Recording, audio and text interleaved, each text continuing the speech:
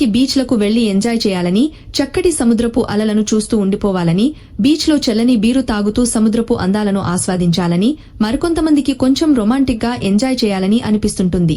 అందుకే చాలామంది కాస్త సమయం దొరికితే దగ్గర్లో బీచ్కు వెళ్లడం, లేదంటే కాస్త దూరంగా ఉన్న బీచ్లకు వెళ్తుంటారు.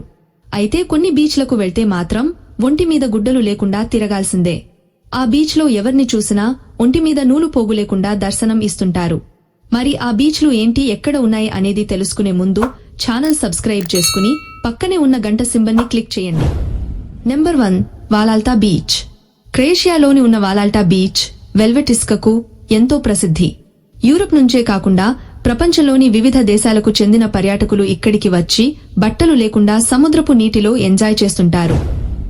Number 2, Bellevue beach. ఈ బీచ్ డెన్మార్క్లో ఉంది. వరల్డ్లోనే ఈ బీచ్ చాలా ఫేమస్. ఇక్కడ ఎటు చూసినా అంతా బట్టలు లేకుండా కనిపిస్తుంటారు. ఎవరైనా బట్టలు వేసుకుని ఈ బీచ్లో కనిపిస్తే కొత్తగా, వింతగా చూస్తారు. అలాగే ఇక్కడ పర్యాటకుల భద్రత కోసం పటిష్టమైన భద్రత ఉంటుంది. ఏ వ్యక్తి వల్ల ఇతరుల శాంతి భద్రతలకు విఘాతం కలగకుండా జాగ్రత్తలు తీసుకుంటున్నారు. అంత సెక్యూరిటీ ఉంటుంది. Number 3, Corniglia beach. ఈ బీచ్ ఇటలీలో ఉంది. ఇక్కడ చాలా బీచ్లు ఉన్నప్పటికీ కార్నిగ్లియా బీచ్ చాలా ప్రత్యేకం. ఎందుకంటే ఇటలీలోని పురాతన, ప్రసిద్ధ బీచ్ ఇది. ఈ బీచ్ చేరుకోవడానికి సొరంగ మార్గం ద్వారానే వెళ్లాల్సి ఉంటుంది. ఇక్కడ చాలా మంది మహిళలు గుడ్డలు లేకుండా సన్ బాత్ చేస్తూ కనిపిస్తారు. ఎలాంటి పరిమితులు ఉండవు. Number 4, Cap d'Agde beach. ఈ బీచ్ ఫ్రాన్స్లో ఉంది.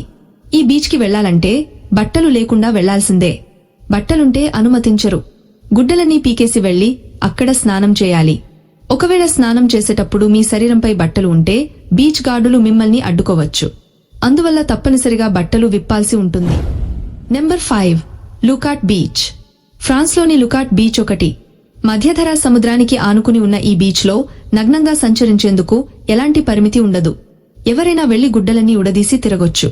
ఇలా ఈ టాప్ బీచ్లో ఫుల్గా ఎంజాయ్ చేయొచ్చు. కుదిరితే మీరు కూడా ఈ బీచ్లకు వెళ్లి ఎంజాయ్ చేయండి.